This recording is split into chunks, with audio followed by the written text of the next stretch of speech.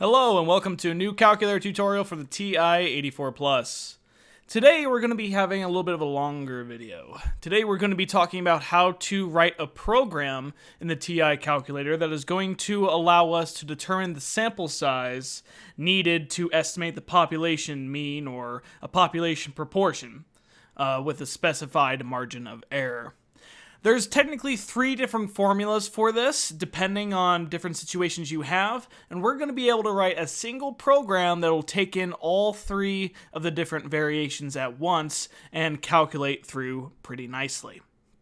Okay, so what we're first going to do is access the program button. Here I have crit coefficient, which was the program I wrote in a previous video. But we're going to be writing a new one. So I'm going to go over to new, hit enter, and I'm going to have to name this program something.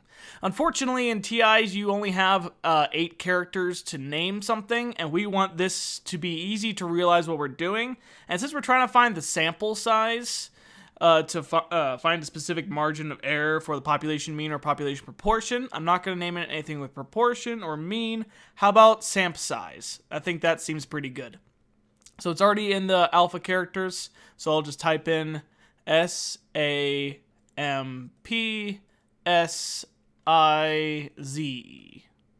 There we go. So we have sample size. Great. Hit enter, and then we have the program itself, which right now is empty.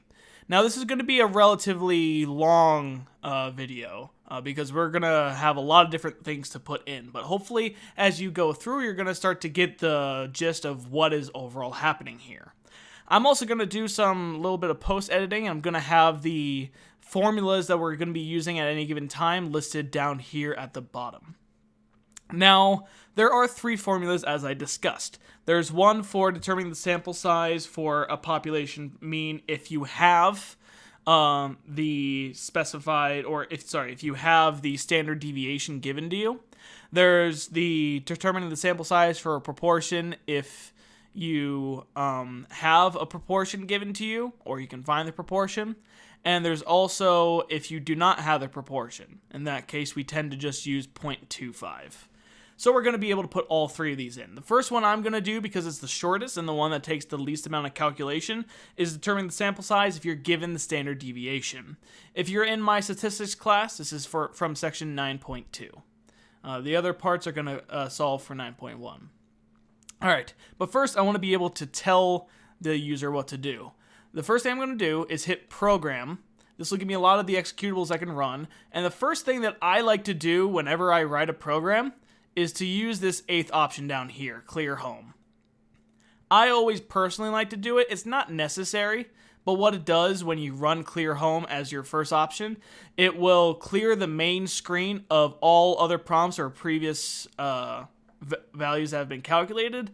And that's because I like to have a nice clear screen so it's not as cluttered with previous data. So not necessary, but I like to put in clear home. And then what I'm going to do is tell the user or ask the user if the standard deviation is given. To do that, I want to display something on the screen, so I'm going to hit program again and look for the function disp. This is going to display something on the screen. Usually this is what we want to use if we're going to be putting the answer on the screen itself. But here we can also display some words. So what I'm going to do is display, and then I'm going to hit the quotation marks. So I'm going to hit second alpha. And when I hit second alpha, what that does is it locks me into the alpha characters. You can even see a lock here, so that as I'm typing, I'll only hit the alpha characters, which are in green here on mine. And so what I first want to do is quotation, so it's going to put a full quotation here. And the quotation I want it to say is space, and space is here on 0. You see the little blank here, like a little box. That's what we use for space. So is space standard deviation space given. GIVEN.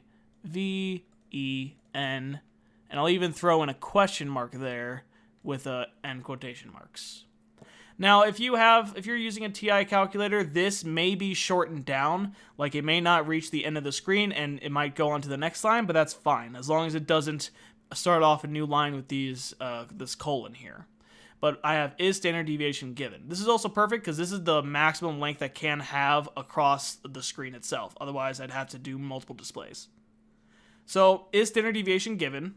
I hit enter. Now what this is going to do is it's going to clear the home, then it's going to show this on the main screen, and I'm going to put 2 more displays here. So I'm going to go back, get display, which again is in program in IO, and I'm going to do second alpha again. And actually, I'm going to get off of alpha and put a 1 here and say 1 if yes. And then I'm going to have another line below that that says 0 if no. And the reason I want this is because I want the user to know exactly what they need to do for this next prompt, what value that they can put in. Because we don't want them to type in yes or no. We just want them to put a nice number that's going to be easy for the program to read. So I'm going to have the quotations again.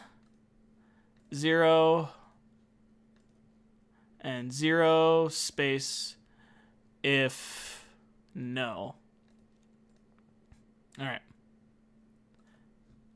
So I have is standard deviation given, 0 if or 1 if yes, and 0 if no. That's pretty easy for the people to read. And then I'm going to say prompt R. I can use any letter for this, but I'm using R in my mind. I see as response. So what is their response? And it's going to be 1 or 0. Right now, I can quit out of this just to kind of see if this works. Generally, when you're writing a program yourself, you want to go in and out and just check the pieces are working. So I have that in there. I quit out of it. I go to program, sample size, and I run it. And right now, it cleared the screen and says, is standard deviation given? 1 if yes, 0 if no. And it asks for a response. So I'd say 1 or 0 and hit enter. And right now, since that's the only stuff in my program, there's nothing else for it to do, so it finishes up. But good, this is functioning as we want it to. So I'm going to go back to program and now edit sample size. I don't need to make a new one because I'm still editing the same program. But so far, I just have some nice descriptions given to the user and some prompts for that. All right. Now, again, you don't have to necessarily do that. You could even just have prompt R and know what it means. But you may, in the future, not remember what exactly you're supposed to put in for R or whatever variable you use, so I like to do this. Now we're going to have to run some if functions. If is a function in a calculator that runs a certain protocol as long as something is satisfied. In this case, I'm going to go to if, which is again in the program functions. Almost everything that we access that's not a mathematical program itself is going to be in program. And we want if. And the first thing I'm going to do is see if the standard deviation is given. So I'm going to say if R, so alpha x, if R, and I want to see if it's equal to 1. So if it comes out to be 1, then I'm going to run the program, or I'm going to run the values that find the sample size for a standard deviation. So if R equals, and to get equals, I'm going to hit second math, and I have equals right here. If R equals 1. And then I'm going to hit program again and get the word right below it, then. This is called an if-then statement. So if this is satisfied, if R equals 1, so after it's been given to me, if it equals 1, then it's going to run this information. When I'm done with this information, then I'm going to have an else command that's going to run a different thing as long as, or when R is not equal to 1. So either R equals 1 or it's not. In this case, if R equals 1, then I'm going to run the program for the standard deviation function. Now, I'm going to have the formula listed right here. It's n equals the quantity z sub alpha over 2 times the standard deviation divided by the margin of error. All of that quantity squared, which isn't too bad to work with. But we're going to have to prompt a few values. So, the first thing I want to prompt is let's do standard deviation. So if the standard deviation exists, then the first thing I'm going to prompt is the standard deviation. That also means that if I accidentally put in 1 and then it's prompted for S, I can recognize, oh wait, I put in the wrong value for the response. So I'm going to prompt the standard deviation, which I'm going to use for S. Then I'm also going to prompt the margin of error, which I'm going to recognize as E. I like to use the variables that make the most sense. And then we're not typically given the z sub alpha score, but what we are given is a specific level of confidence. So I'm going to prompt the confidence interval. Program and prompt C. These are the three values I'm going to want to find. And typically these are the three values you would be given and then have to calculate with. So standard deviation, error, and confidence interval, or level of confidence, which is like 95% or 85%. I'm going to always write this in as a decimal. You can also put in another display after this prompt of E, say C as a decimal. That way the user knows to put in C as a decimal. But if C isn't a decimal, it should throw an error anyway. All right, so S and E, we don't really need to do much work with that, but we do need to find what Z sub alpha over 2 is. And to do that, what we're going to need to work with is the inverse norm.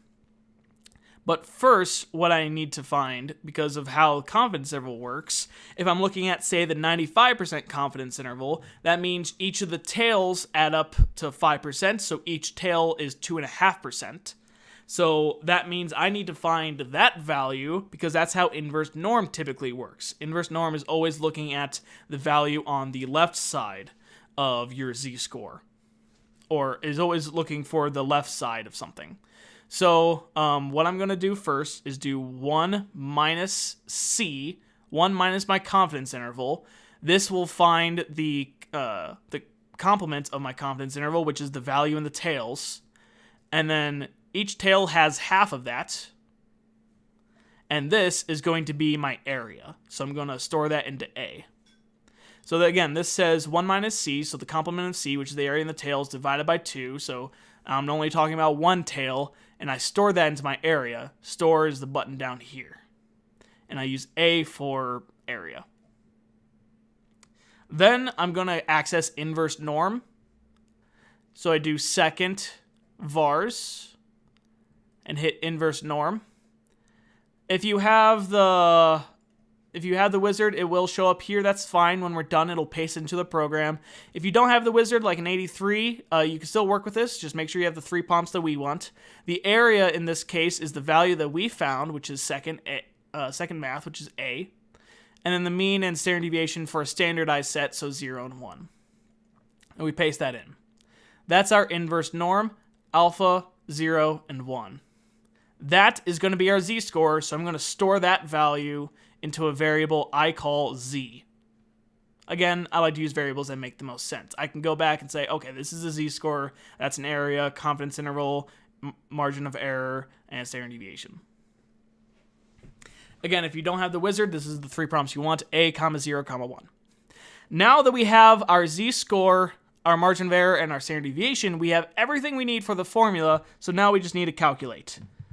To do that, I'm going to just type in the formula as it is. So I'm going to start off with a couple parentheses and do the top, which is the z-score times the standard deviation divided by the margin of error. So z-score times standard deviation divided by the margin of error. Now, some may point out that if you do this inverse norm, this will actually find a negative z-score, and you're supposed to use the positive z-score when working with this, but this is irrelevant because you're about to square this value, and whether it's positive or negative, you're going to get the same value when you square it, so it doesn't matter. You can make it negative z, but you get the same thing. So this is perfectly fine. And this finds the sample size, which we typically refer to as n. So I'm going to store that as n. Now, that's all we needed to do, just a few mathematical calculations, which is what we would do by hand if we were working with this. And now I just need to display this value, so I give it out to the public. So I say program, display, and I can do display n. However, what will happen here is that I will always get a decimal. And whenever we're determining a sample size, we always want to round up, because maybe I have a situation where I need to have, according to this, 78.6 people. Well, that means I need to have at least 77 people that to satisfy this margin of error. If I have 76, that doesn't work. And I can't say the decimal because it doesn't make sense to have a decimal point for a sample size. So I always want to round this up. which you can do in your head and you could analyze on your own, but I'm going to put in a function that does it for us. So I'm going to delete that n, and I'm going to use a function called int, which is in math. So hit math, I go over to num, and you see this int function, which is the 5th one down. What this will do is it will round the number, whatever it is, down to the nearest whole number. So I'm going to round n down to the nearest whole number, and because I always wanted it to round up, I'm going to add 1 to it. This way, maybe I have 35.7. It would take 35.7, round it down to 35, and then it would add 1 to make it 36. No matter what the decimal is, we're always rounding up, so we always want to do this. So this works pretty well. If you have higher falutin calculators, you may have a function that says ceiling, and you could do that instead. This, in general, is a ceiling function, just a workaround with it.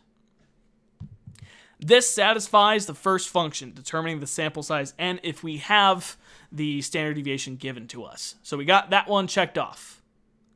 However, we're not done. This was like the first part of it. This was still on that satisfaction that we had the standard deviation. If we don't have a standard deviation, so we're gonna back to that if statement, if we don't have a standard deviation, then we're gonna have to work with other content. To access the new content, I'm gonna hit program, and go down to else. So the way that this reads so far, to kind of let you know what is happening here, we prompted R. If R is 1, then we have a standard deviation. If R is 0, we do not have a standard deviation. Or basically, if R is not 1.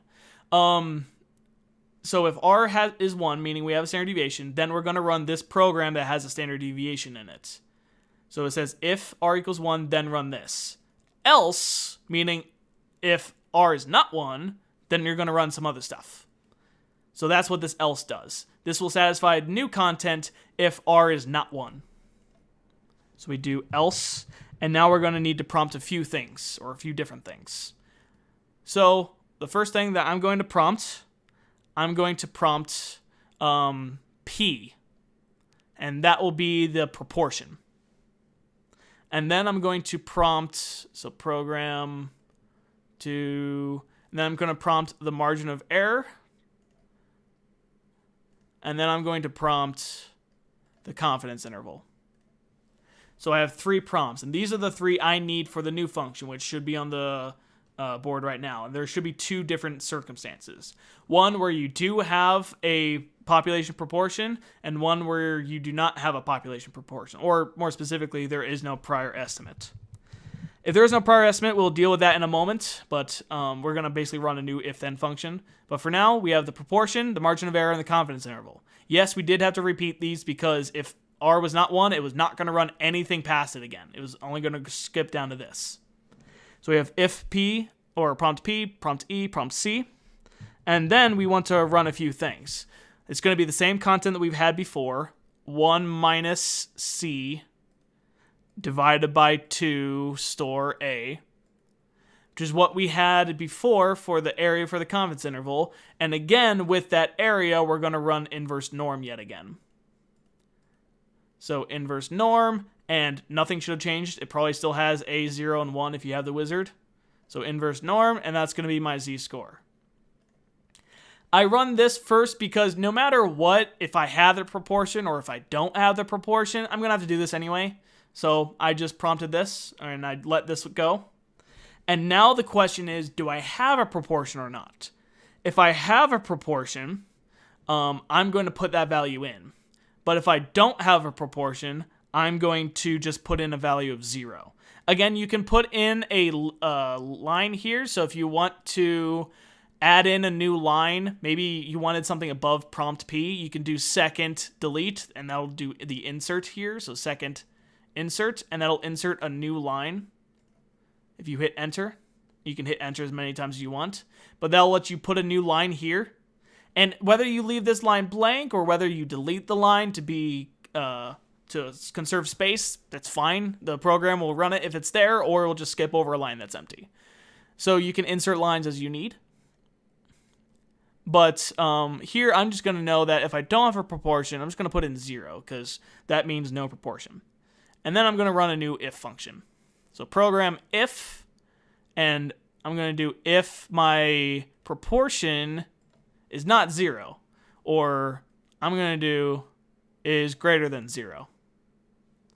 And that way, if I accidentally put in a negative proportion, it'll probably throw an error. I don't want it to run if there's a negative proportion. This way, it'll run the proportion greater than 0. If it has that, then we're going to do this first formula, which is the proportion times the complement of the proportion, 1 minus p hat, times the quantity, z sub alpha over 2, divided by the margin of error, squared.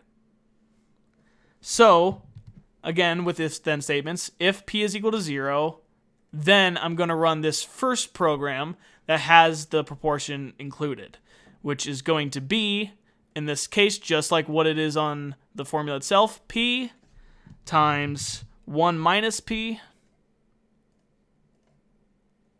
parentheses, and then the other parentheses to do the z-score divided by the margin of error, squared. This looks exactly like the formula itself, and it should. We typically want to program so it does look like that, particularly if we want to go back and debug anything. And this is going to be my n value, the number that we want. With n calculated, again, all I need to do is display it on the screen. So I hit display, and I'm going to do the integer of n, add 1 again, so second math. Oh, sorry, not second math, just hit math. And over in num, we want the fifth option, int. So it takes n, makes it the integer below it, and then adds 1. This will round n up to the nearest whole number. Great, and that's it. That runs the second formula. Pretty easy, and should look very similar to the last one.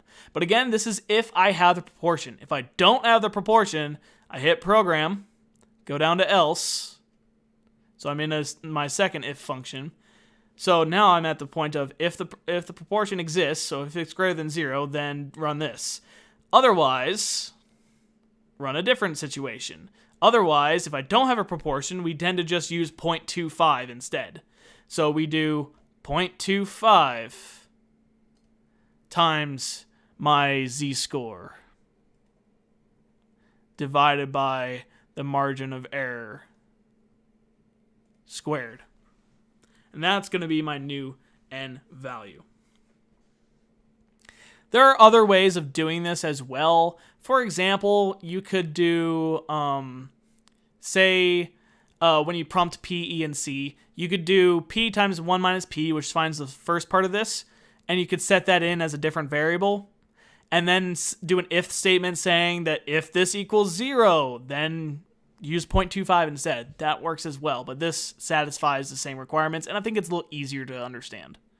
So we have 0.25 times the z-score divided by margin of error squared. The z-score didn't matter whether we had a proportion or not. We still calculated with inverse norm, so that's why it didn't matter. That's why I did it beforehand. And now I'm going to then display this value. So program, display my integer version of n and add 1. Again, note that I'm doing, well, actually you could do the +1 in or outside the integer value. It actually wouldn't matter. It would do the same thing. And it's really up to you.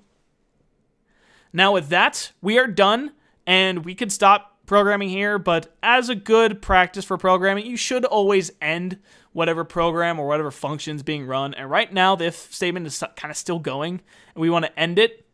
So I'm going to hit program and use this function for end.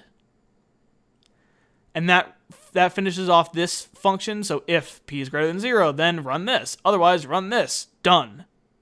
Then I have that overall if function that's still happening, so I'm going to just throw in another end. These are not necessarily required, and it doesn't really hurt it if you don't do it, but I do recommend running it. All right, with that, we are done. That is the entire formula, or the entire program. It takes quite a bit, but it does satisfy 3 different formulas at once, while also prompting you for the information as you go. So I think that this is a pretty nice formula for what it is, and it's pretty easy for a user to understand even if they didn't write it themselves. So let's run it and see how it goes, just to make sure. Whenever you write a program, you kind of run it to just debug some things, maybe put in some weird circumstances.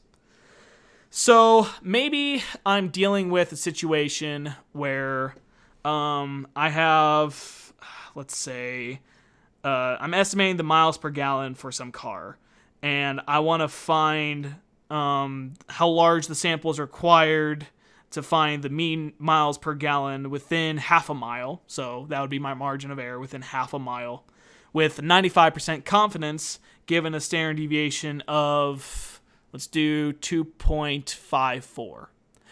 In that case, if I'm given the standard deviation, then I know what I'm going to work with. Sample size. Is standard deviation given? Yes, it is given. So I hit 1. All right, then I asked for the standard deviation. I said it's 2.54. Error, margin of error, 0.5 gallons. And see my confidence interval. I do 95% confidence in this case. And I run it, and done. It gets 100. That's pretty nice. It runs it very fast. And I can even hit enter again if I need to run it all over, and it will clear it, and it will do the program one more time. Maybe I typed in something wrong. Maybe, okay, I typed in the wrong confidence interval. It's supposed to be 2.54, 0.5 gallons, and maybe I just want an 80% confidence interval. Now it says I only need 43 in my sample. Great, and it ran it super quick. My function on here is even delayed. I'm sure your calculator is running faster than mine is. But that's pretty good. Now, maybe I don't have the standard deviation. Maybe I'm working with proportions instead. Then I'd say no standard deviation. Now it's asking for the proportion. That's pretty easy to kind of understand and say, oh, okay, no standard deviation, then what is the proportion? In that case, maybe would be another good example. Proportion of people that pass a test is 0.85. And I have, let's say the proportion is 0.85. I have a margin of error of about, let's say, 0.20 or 20%. And I want to be within 90% confidence. So I want to make sure, I want to do enough sampling to make sure that my proportion is within 0.20 of this, or it's within this margin of error of this proportion itself. That means I only need 9 people in my sample. Not too much, but that's kind of a given. The confidence interval is low and the error is kind of big. But yeah, still calculated pretty nice. This is if I have a proportion, a given amount of error, and a confidence interval. Calculates very, very, very fast. And the other situation we did, 0, I don't have a standard deviation. Proportion, don't have any. Don't really know what I'm going to work with a proportion. Maybe I want to be within 0.10 and a confidence level of 0.95. How many things do I need to have in my sample? I need to have 97 individuals in my sample. Great. Now again, you can spruce that up even better. Before it asks for the proportion, you can say if no proportion, or if no p, comma, p equals 0. Something like that. That way, if you forget what to put in for p, if you don't have a proportion, then you can tell yourself that. But in my mind, I think that this works fine as it is. You can spruce it up as much as you want, move it around, just make sure it calculates the same overall values. With that said, I know this was a long video. I congratulate you for making it this far if you did, and I really hope that this program assists you in your statistics courses. If you have any questions, feel free to put them in the comments below, or if you're one of my students, feel free to just come up and talk to me. With that said, I will see you in another video.